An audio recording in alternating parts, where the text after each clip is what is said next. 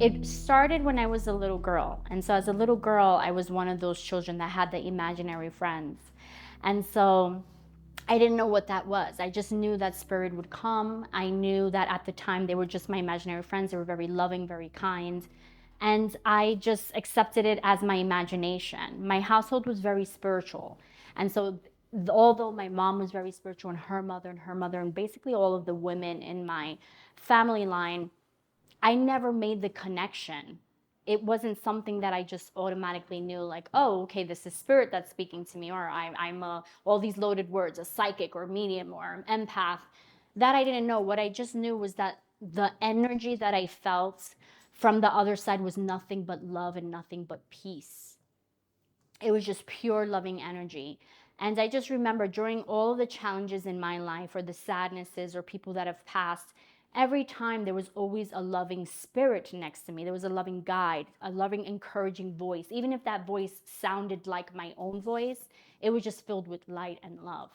And so, fast forward to the pandemic, and that's really when I felt that the world, as the world was shutting down literally and we were going into quarantine, that's when I felt that I was shutting down. I felt that something was happening to me and that I was here to be of service, but I didn't know how. I didn't know what that meant. And so it during that time everyone was sad. There was lots of death happening. There was so much changes. And during that time, as the world was shutting down, I felt that I was shutting down too. And so it wasn't until one day that I did a prayer from my heart, and I prayed to God. I prayed to my angels, and I fell asleep. And when I woke up, my angel was sitting right next to me and said, you haven't been doing what you came here to do, and now this is what you have to do. And so at that moment, I received all the flashes from when I was a child up until that moment. And during that time, it was when things started making more sense to me. All of the visions, all of the images I had as a child, it just made sense. It clicked. Even though my household and my mother and everyone in my family was super spiritual, I wasn't ready before then until that moment. I just wasn't ready.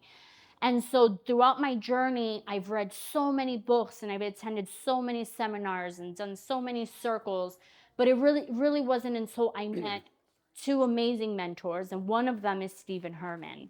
And why I was drawn to Stephen was just his personality of ease, his humor, the way that he explained things, the way that he broke things down, the way that he describes things in his books. It just made sense. Everything just clicked, and it's just very harmonious and true to where I feel that I was in my mediumship at the time.